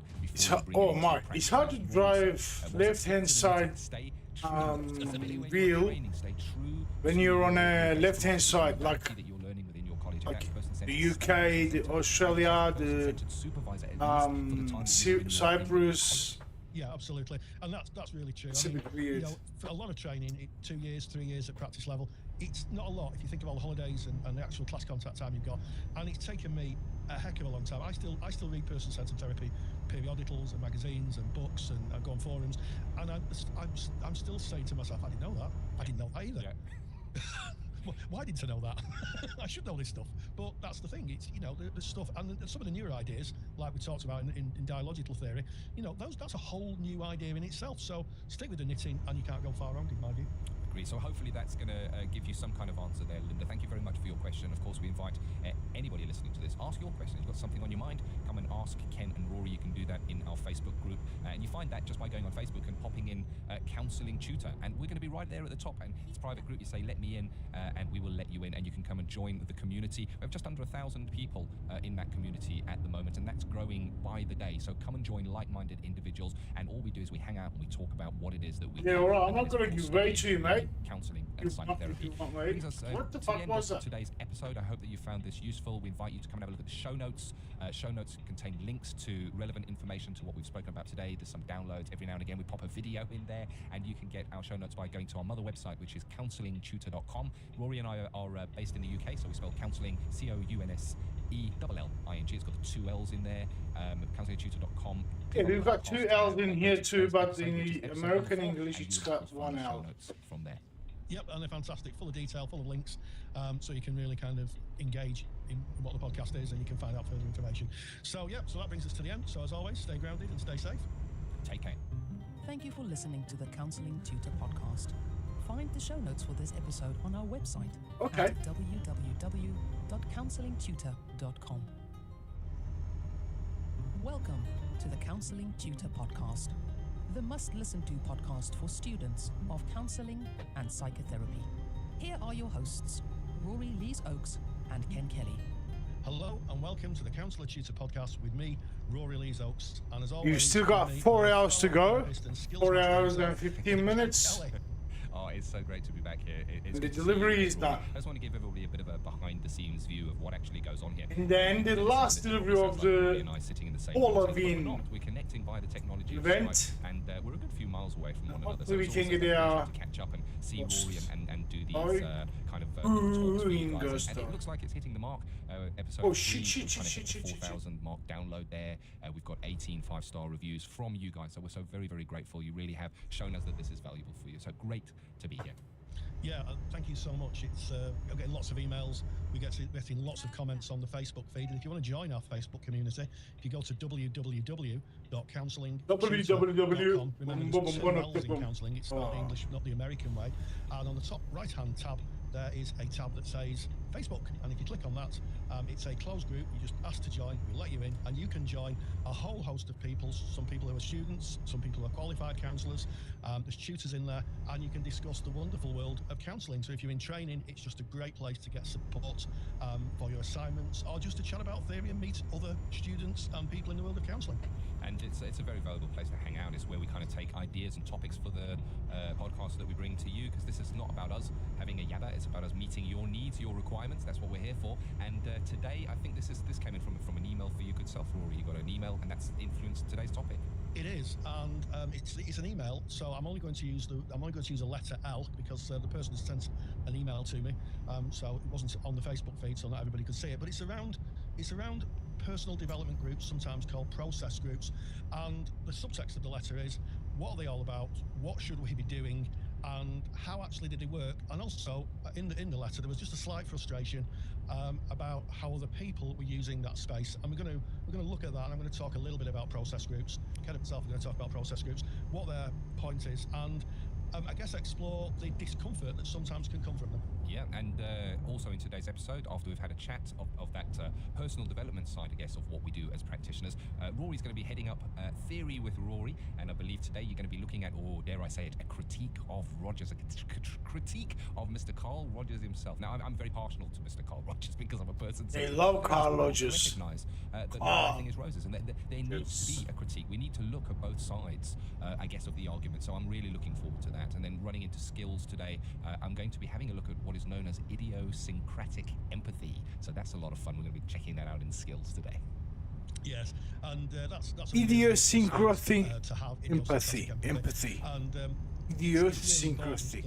What does that mean? That we're tailoring our responses to them, not just being an off-the-shelf set of responses that feels like this, that could feel like that. We're actually really understanding them, really in their frame of reference, and really reflecting back to them, a skill I know that you've covered in a recent podcast, Ken, really reflecting back to them their phenomenological view of the world. In other words, so they're really hearing their own words, and in empathy, that tailored empathy, which is idiosyncratic empathy. Oh, I just love the way that you describe that. I'm excited to hear my own skills session now. But we kick off as kind of we indicated, we're going to be looking at process groups. I guess Rogers called them encounter groups, and they were slightly different towards the end of his work. And I know, Rory, this was a particular interest of you, because we know Carl Rogers for being the founder of the person-centered approach to counselling. But towards the end of his career, I guess, he kind of left that behind slightly and went more into doing encounter groups, which is almost like the kind of groups that we can expect to see in our counselling training, what you might call a process group or a PD group, a personal development group. But can you tell us a little bit more about those encounter groups? Because I know it's fascinating stuff, and I know that it resulted in quite a prestigious nomination. It did. Rogers got an interest in metaphysics towards the end of his life, and metaphysics is a physics that you can't measure very easily. So if you drop a pencil, if you're at home now, get yourself a pencil or something that's to hand, not a hot cup of tea, yeah? Don't be dropping that stuff. And just drop it onto the table, onto the floor, like if you've got a tissue or something, just drop it and it'll fall to the floor. And that's because we've got gravity. And the thing is, that is physics. You know, we all agree on the law of gravity. But try measuring love. Try measuring how much we enjoy something. That is a tricky one. And that is the world of metaphysics. That is not easily measured. And Rogers got really interested towards the end of his life in encounter groups. And he was actually nominated for a Nobel Peace Prize. He travelled around the world. He went to Beirut, where there was lots of war and factions fighting. And he brought those opposing people together to try and talk through their issues in a person-centered way. He did it in Northern Ireland, and he really did found or develop the idea of process groups. Now, sometimes those are known in training as personal development groups, where we sit in a circle and everybody gets to know what everybody's shoes they're wearing for a whole hour. Yeah, because it's interesting that you say that, because you end up looking at the floor a lot, and it's interesting because I look back at my training, and it was almost want to say the most valuable thing I took away from my training. It was so special. My PD group, it was a really special place to be. It was safe. It mirrored the counselling relationship in that the core conditions were present within that group. And our group, right at the very beginning, and I'm going to say again, I've mentioned before that you were my tutor at this time, Rory, but you led this group, but you led it in a truly person-centred way in that you didn't lead it, you were just sat there within it. And when you set the group set the kind of boundaries of the group was that it wasn't a place for a discussion. It wasn't a bit of a chat after we'd done skills work or we'd looked at the theory. It was a place where you brought where you were at. And you listened to other people and you listened empathically to where they were at. It wasn't then about giving them advice of what they should do or what they shouldn't do, or drilling down and drilling into what it is that they're bringing by asking them questions and trying to get in there. It was really reflected the counselling process where it wasn't about asking questions. It was just about trying to gain an understanding. It was a really special place, not just for me, but for my peers as well. I know they shared that, and there was tremendous growth. And when I finished studying, I remember missing it terribly, looking around, trying to replace that. And to date, I haven't managed to replace that. The closest I got was when I came and worked as a tutor with you, Rory, and I got to share a PD group with my learners, and again it became a special place. But I have heard people struggle with PD groups. Indeed, Ken, and in this letter, the email letter received, the person who's writing said, we've had challenging times and conflict too, which feels difficult. Then she goes on to say that she's often frustrated with people talking in the we and being overly positive or brushing things off. And I'm going to share, I can see Ken on my screen smiling and nodding, because as tutors we experience this a lot. And I'm going to share something from my PD group, which was over 15 years ago now. I can remember being in my PD group when I was at Thameside College and feeling incredibly frustrated with this lack of depth. It was surface information. There wasn't. I felt I wasn't getting anything, and I voiced that in the group. And one of my peers said, "You know, Rory, when I'm sitting in this group, I'm worried about what's going on at home. I'm not here. I'm there." And she went on to talk about which I won't discuss, but quite a difficult situation that was going on at home. And it just goes to prove that sometimes people are using the we, or they're brushing things off, that maybe they're not ready to share where they're at. And isn't that just how it is in client work, Ken? Oh, so much so. And you know, it's called, one of the names for the group is PD group, which is personal development. Personal refers to you. It refers to you that's listening to this. It doesn't refer to everyone else in the group. It's your personal development group. You go into that group for you. It's also called process group. It's process for you. It's where you go to process. So if you're sat in that group and feelings are coming up within you because somebody else has said or done something, I would be looking to self and saying, why am I feeling that? Why does this come up in me when that person does that? Because hey ho, we don't have any control over other people, only ourselves. We're there to look at ourselves. This is personal development of self. You're not there to personally grow the rest of the group. You're just there for you. You are part of the group, and that is Oo, Bayram abi hoş geldin. Ne haber? something and that really gets to you and that makes you angry. It's Ya not geçen sen geçen hafta galiba beni oyuna davet etmişsin ama ben oyunda değildim ya. Öyle açık kalmış oyun. Uyumuşum. Kusura bakma. Nasılsın? To our learners, our students who said, you know, one to another, you're making me feel really angry. And as a facilitator, you say, if I could reflect that, maybe you're making yourself feel angry. You know, and also working with the transference and counter transference. Ben de iyiyim, teşekkür ederim. As I develop my teaching practice more, Şu I'm more able to hayalet oyuncağı almaya çalışıyorum. And people realizing that maybe where they're getting frustrated. Sevkiyattan sonra bir tane daha yaptığımda 13 tamamlamış olacağım. Or a past relationship, and I've talked about this in last week's podcast about transference and counter transference. So they're really important, and they're also a little bit of a pressure cooker. The way we structure our courses, and all courses are different, is that we have the theory. We deliver the theory and people kind of do work around the theory and the lesson around the theory. Then we have professional discussion group where we talk about how that's been applied maybe in a counselling environment when they're in practice, you know, in tutoring practice. Then we have a skills group so people can develop skills and test the skills out. And at the end of that, we have the process group. Nasıl gidiyor? Hafta sonu nasıl gidiyor? Like a safe development. So if there's anything come up along those three sections, that they can voice it. And really, I think that these groups should be about protection, but not about avoidance. Yeah. Eyvallah, and teşekkür ederim. you're speaking about taking what maybe you've got from the day's learning into that process group, and you're talking about skills. You know, you can practice your skills within that group. You can practice. Sen hangi memlekettendin unuttum ben. Instead of when someone's talking, Hangi şehirdendin? say next. You can be there with them in their frame of reference, whatever it is that they. Kusura bakma, benim hafıza böyle birazcık zaman alıyor and you find them maybe hatırlamak için. people, Oo, then all süper. the more reason to practice that skill İyi of istirahatler. unconditional positive regard towards that person and being in their frame of reference. Because here's the reality: when you step out into practice, into that real world, you don't know who's going to walk through that door and sit in that chair. And there will be, I can tell you for a fact, there will be people that will maybe people that you wouldn't normally go out and make relationships with and make friendships with. In the same way as olsa you're da going to yesek. meet more challenging people within your PD group, within the course, Allah. you're going to meet them out counselling as well. So within your PD group, practice that İstanbul. conditional positive regard, practice that empathic listening and really being Anadolu mu, hearing Avrupa what it is mı? that they're saying. Be there, and what a great place, what great learning. Absolutely, Ken. And one of the Arabistan'dansın yani. Şimdi İstanbul Arabistan oldu. This is really relevant for you. Is that not everybody's like you? Just because we're all Türk'ten çok trained Arap var therapists anasını or we're all satayım trained to be artık. therapists doesn't mean that everybody has the same views. You're going to have different political views. You're going to have different views on a whole host of things, and that is reflects how Bir your de lives valla. will be. Tekli ekmek değil mi? What I would say is that if you're finding it difficult in PD group, one of the greatest things that I hear on a regular basis is I am feeling. Someone in a group said, "This is a feeling that's Avrupa'yı coming seviyorum. within me," and it might be a feeling that's Beşiktaş'ta active yaşadım in their frame of iki reference. sene. So it could be pre-symbolized. In other words, Bahçeli I'm not evlerde sure yaşadım what it 6 relates ay. to, that's pre-symbolized. Not sure what it relates to, but by using the group and the core conditions. Karmaşasını seviyordum İstanbul nesli. Az önce sen gelmeden bir 15 dakika önce İstanbul hakkında konuşuyordum. Bir 10-15 sene önce İstanbul çok güzel diyordum. Definitely needed in counselling, but also that understanding of self. Geçen gelişimde 2,5 sene önce İstanbul'da sadece biraderin evinde kaldım Kartal'da. Orada da hastalandım. Evden çıkamadım zaten. İstanbul'u gezmedim. Biradere dedim bir gezelim. Ya neyini gezeceksin diyor. Her yer diyor. Arap dolu diyor. Türk kalmadı diyor anasını satayım. Bakın.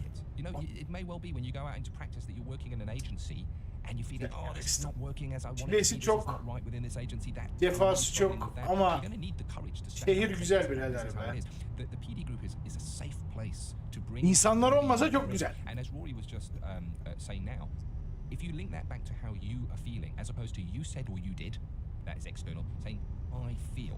Nobody can argue I feel, because it's how you feel. Bring your feelings, bring your difficult feelings into PD group. You'll be surprised. Absolutely, and as I say to my learners on a regular basis, I'm a great fan of the late Mayor Angelou, who was just a wonderful Bir writer. saatimiz kaldı şeye. Sorma. Any other virtue consistently. Sorma. So without courage first and foremost, you can't be loving. You can't Allah size kolaylık versin. Courage links into all of those, and courage is as she explains it, is a bit like a muscle. Sometimes you've got to exercise it, and there's no better place to exercise it and develop it in the metaphysical gym, so to speak, of a PD group. Agreed, and there's nothing better to top that off.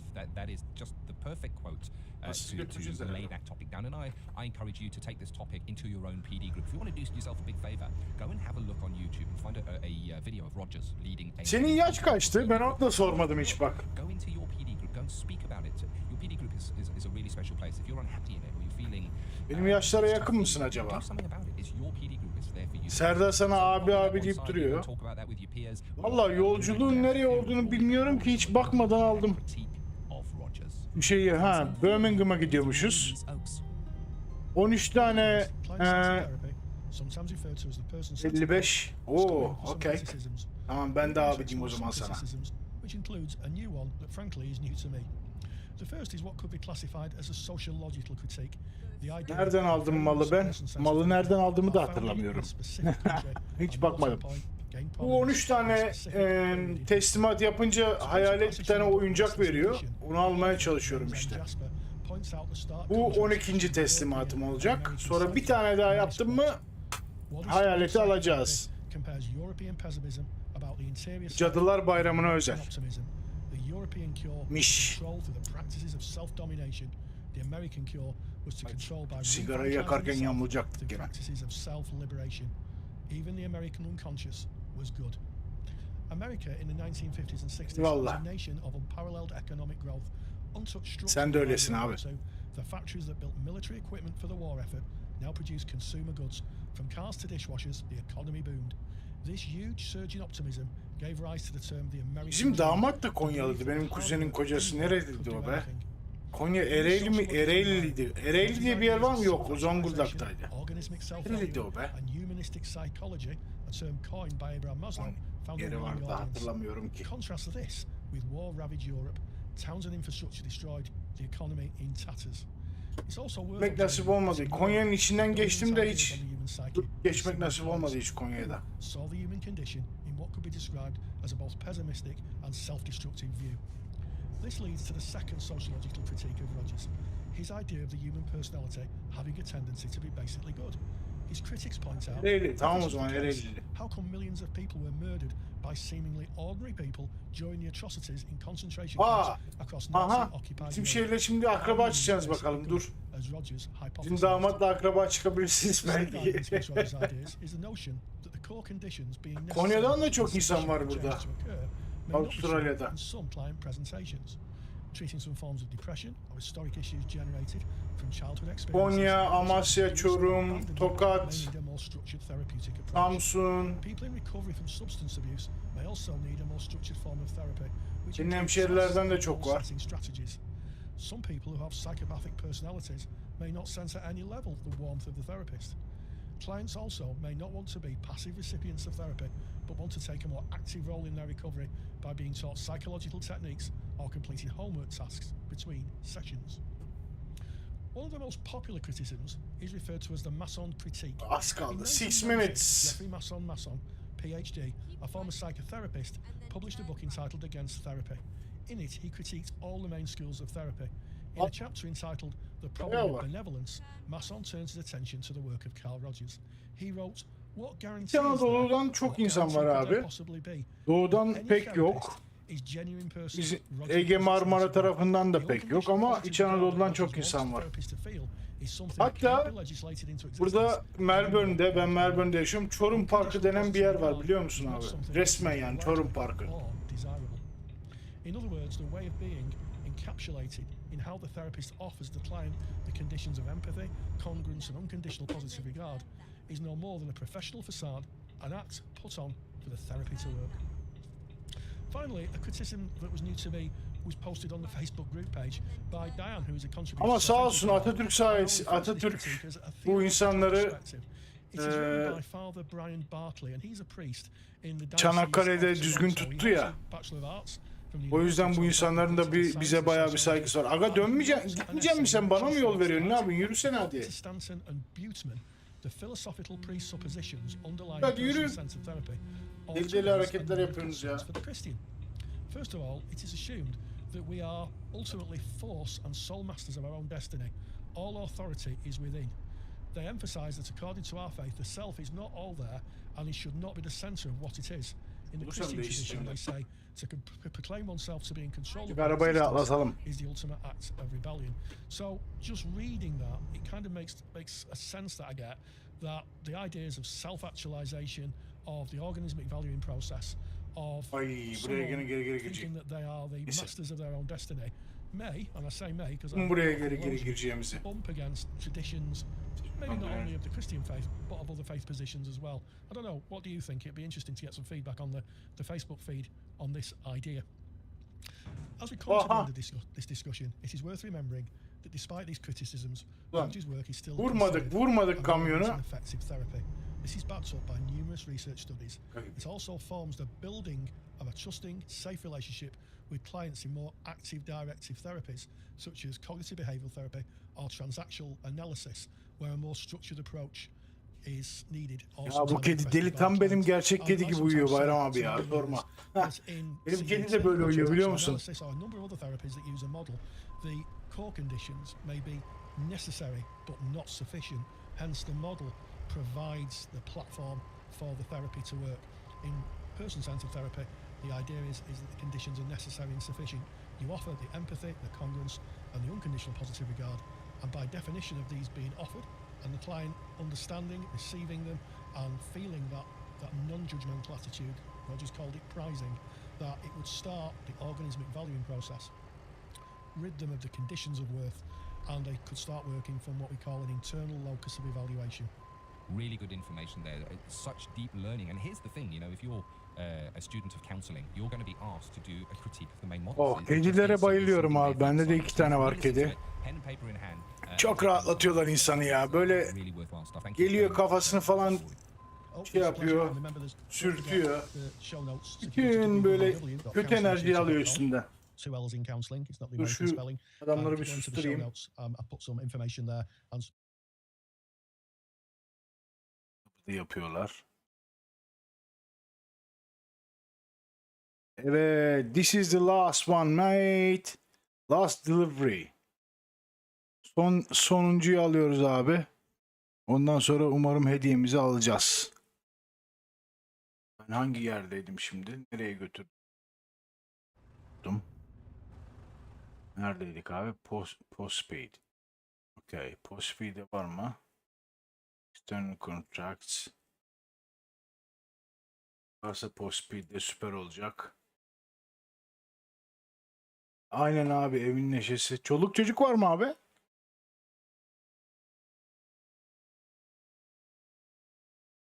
Aha, bu postpaid demiş zaten. Cambridge'e götürüyor. Okey. Vallahi süper. Hem de kısa yol. 13. 10 numara 5 yıldız.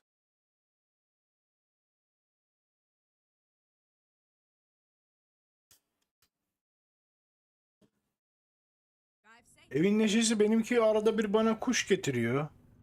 Hediye olarak.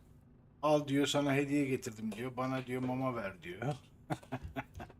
Kuş avlıyor dışarıda. Çek sıpası.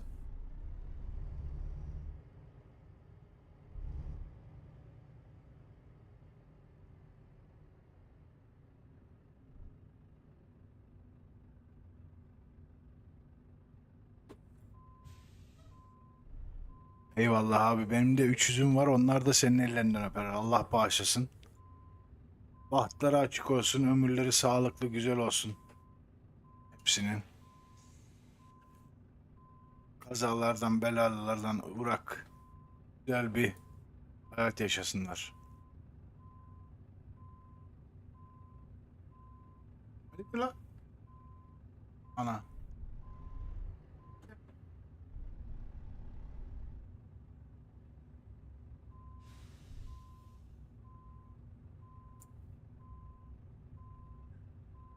Amin abi, cümlemizinki inşallah.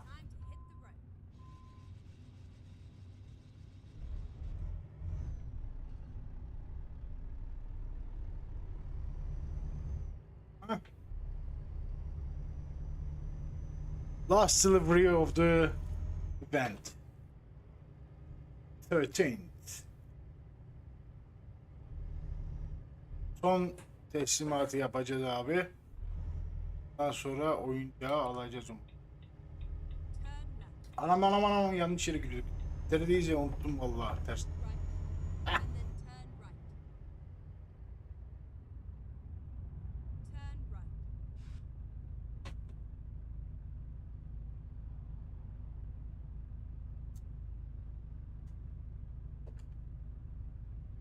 Meslek ne abi senin? Tamam. Afiyet olsun.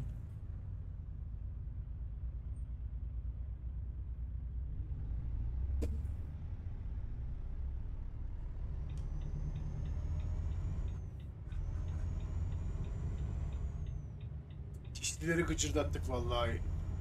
Şanzımanı elimize alacağız herhalde.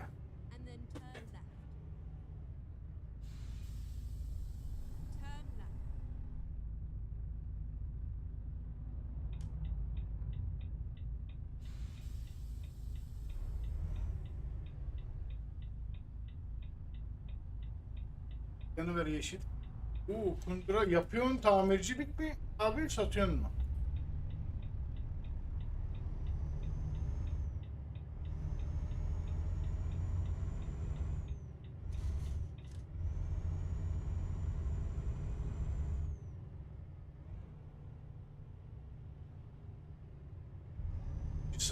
Hmm.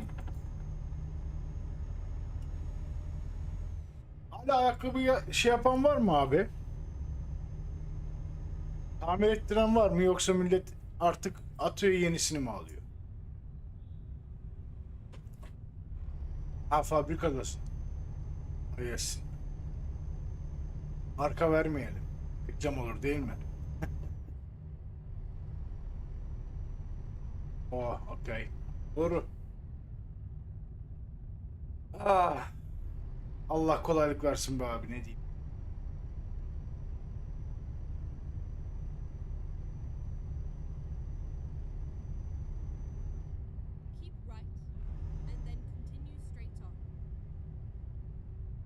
Devir değişti ya. Biz eskiden mesela Balıkesirliyim. Ben Balıkesir'de böyle vardı. Kunduracılar çarşısı vardı abi. Millet oraya işte ayakkabısını her zaman tamire götürdü. Hatta kaç kere ben bile götürdüm. Pahalı, doğru. Bir de öyle eskisi ya, zaten ayakkabıların hani böyle gerçek deri alırsan gerçekten çok pahalı. Sentetik deriyi de zaten tamir ettirmeye değmiyor. Eskiden ne güzeldi. Mesela ayakkabının böyle yanı yırtıldı. Kundarıcıya giderdik böyle elimizde poşetle. Cart cart yapıştırırlardı o bali kokusu falan. Şimdi millet ayakkabıyı alıyor, giyiyor, yanı patladı mı çöp. Yanı patladı mı çöp.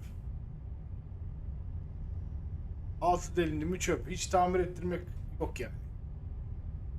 Özellikle yeni nesillerde. Ya şimdi böyle yeni nesile karşı bir antipatim yok ama yeni nesil artık ayakkabım yırtıldı, at gitsin. At gitsin. Evet. Doğru diyorsun abi. Deri zaten kıymetli bence yani. Hayvandan yapılıyor sonuçta. Hayvan derisinden yapılıyor. Hayvanları da korumak lazım, değil mi? Geçen bir tane böyle internette dolaşıyorum. Ayakkabı bakıyorum, kendime söyleme sahip. Böyle 50 dolar civarı. Abi adamlar koymuş bir ayakkabıyı 8.000 dolara. Sözde indirimdeymiş o ayakkabı. 12 bin dolardan 8 bin dolara düşmüş. Aynen. Yılan derisiymiş. Dedim bu ne arkadaş, ben bu ayakkabıyı giymem ki yani, 8 bin dolar ben buna vereceğim, koynumu alır yatarım dedim, ben bunu böyle sarılırım dedim ayakkabıya, aman dedim bir şey olmasın, aman bir çizik gelmesin. 8 bin dolara ayakkabı giyiyor millet ya. Çılgın çılgın, herkes çılgın. Diyeceğim şimdi, bu adamı da sıkıştıracağız biraz ama olsun, yapacak bir şey yok. Burada şeritte giymiyorlar abi. Bir ton ayakkabılar oluyor, bir de hiçbir şeyim yok diyorlar. Enteresan yani.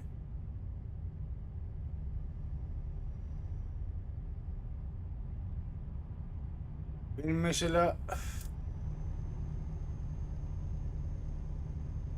nasıl baskı abi?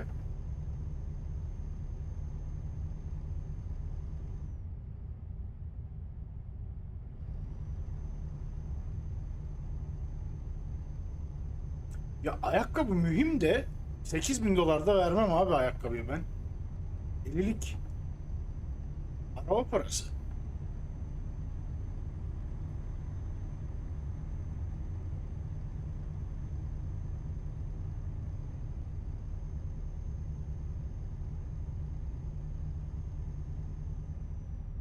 Hmm. Anladım. Tabii bir de o her yılandan olmuyordur, değil mi?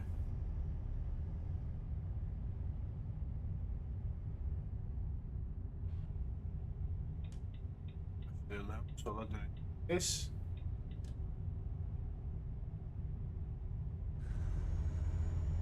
Tipler götürdüm.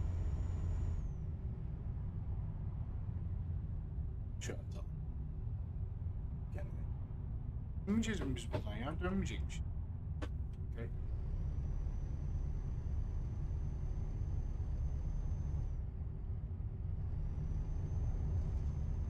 Bu ne abi? 6.000 ayakkabı.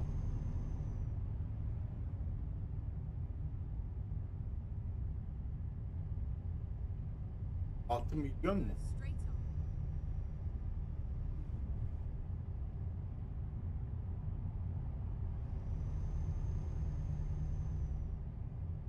O 6 TL. O nasıl ya? 6 lira. 6.000 lira mı, 6 lira mı? 6 lira, 6 lira diye bir para kaldı mı abi ya? Simit bile 15 lira olmuş.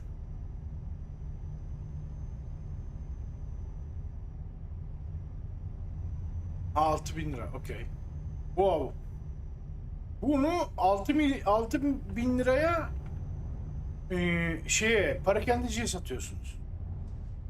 O adam da bunun üstüne pay koysa 10.000 12.000 lira.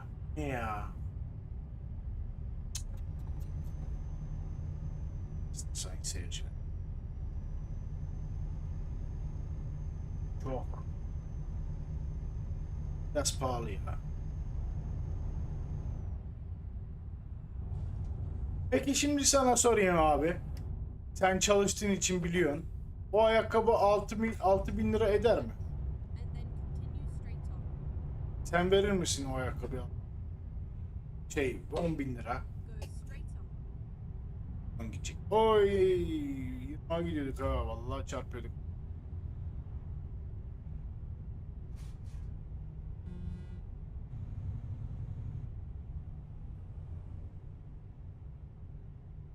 He doğru. Evet. Euro farkından ötürü değil mi?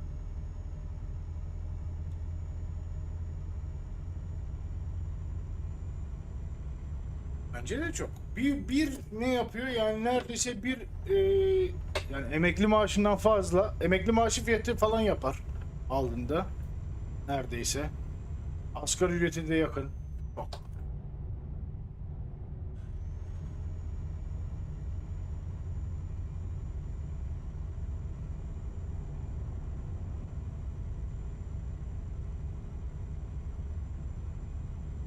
...40 dakika sonra bakalım hediyeyi bize verecek mi? Nasıl olacak?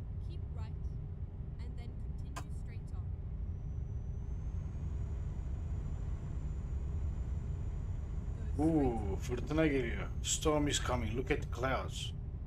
Fena.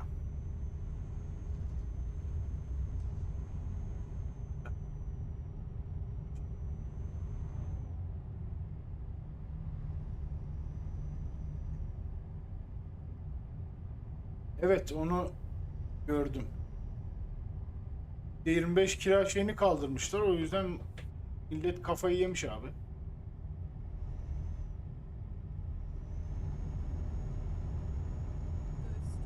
Ya bakma, ev sahipleri de bu fırsattan faydalanıyor. Onlara da bir şey diyemiyorum çünkü hayat da pahalı. Ama 25 bin lira bir ev kirası, bu ne ya?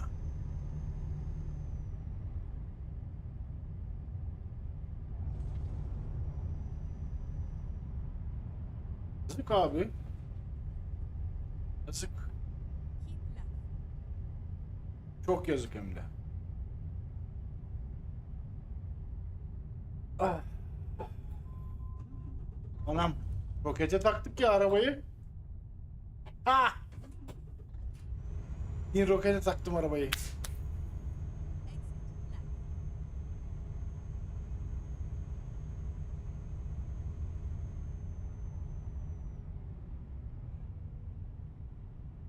Ben anlamıyorum abi. Türkiye'de insanlar aç bir yaşıyor.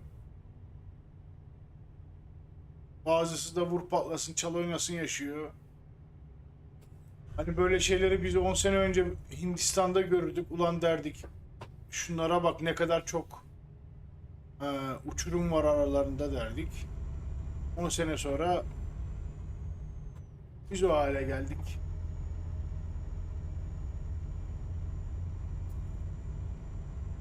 Sonumuz hayır olsun.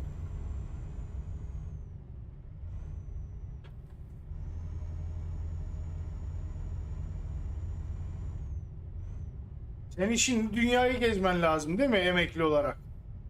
Ne? Bir İngiliz emekliye baktığında, Avustralyalı emekliye baktığında adam Türkiye'ye tatile geliyor mesela diyelim. Ama şimdi sen atıyorum bir bayramda memleket Konya'ya gidecek oldun mu 30 kere düşünürsün. Hani örnek misal olarak söylüyorum abi. Yani gideceğin yerde Konya ha. Yani öyle Maldivler falan değil. Yani hmm, yanlış anlama, mesafe olarak kıyaslıyorum.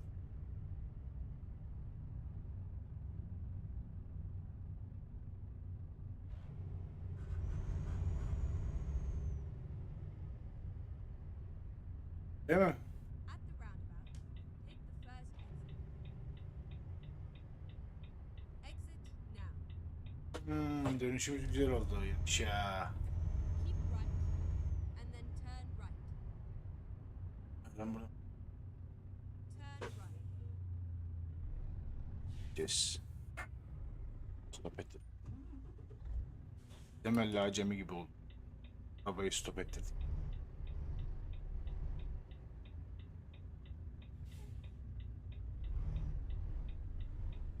Oo, o ne ya öyle?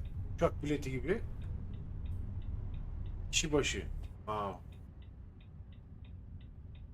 Yemem. Çünkü yemem.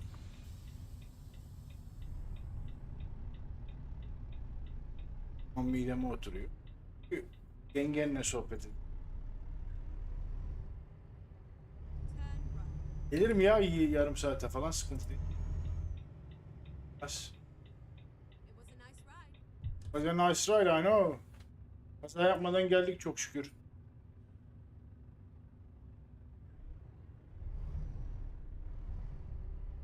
İşte sabırsızlandın galiba sen de.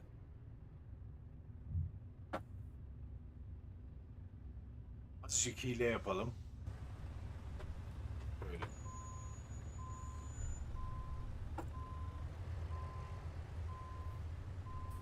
Şey halletmeye çalışalım.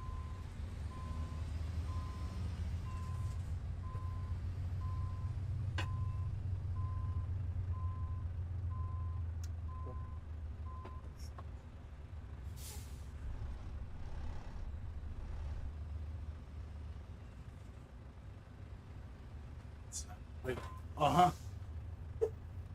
Arabanın fitesi elimde kaldı ya la. Bir saniye, teknik bir aksaklıktan ötürü fark etmemiz biraz zaman alacak.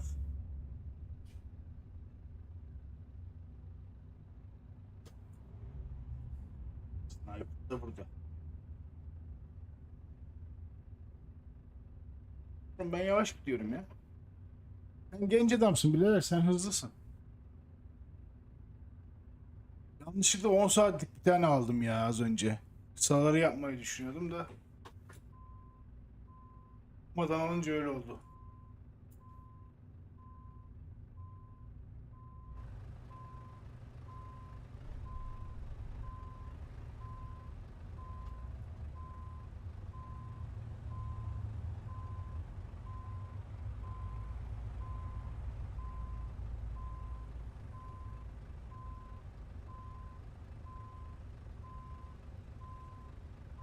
Sen nasıl yedinciyi götürüyorsun ya 90'la giderken? Bırak bu ayakları Musti.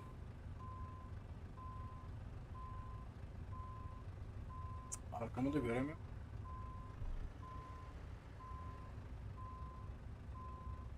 O şekil giy. Bu şekil giy. Nerelere vurduk işte. Arabayı da stop ettim. Senin yüzünden Musti ya. Serdar'dan beter çıktın sen de.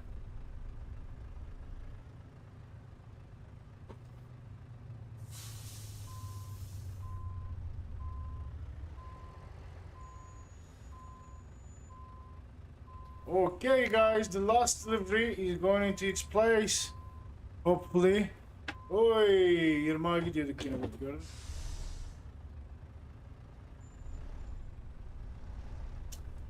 Yapamadık Musti, senin gözler. Sen Serdar'la mı konuştun? Ne yaptın ya?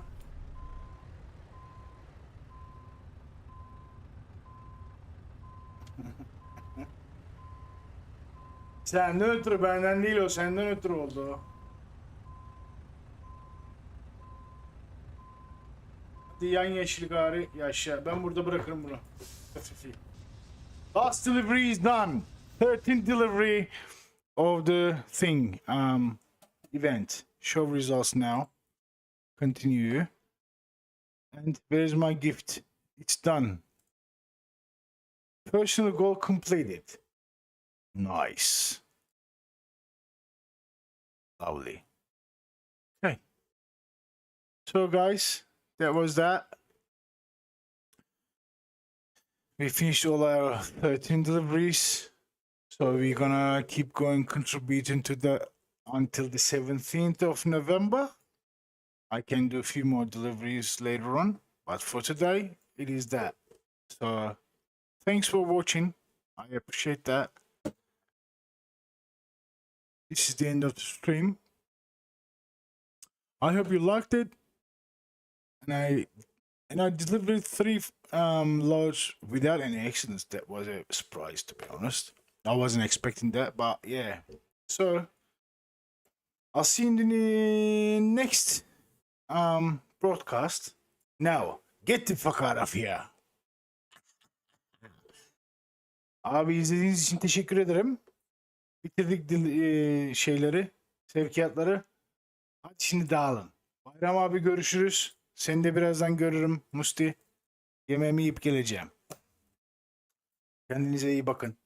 İzlediğiniz için teşekkür ederim. Bir sonraki yayında görüşmek üzere.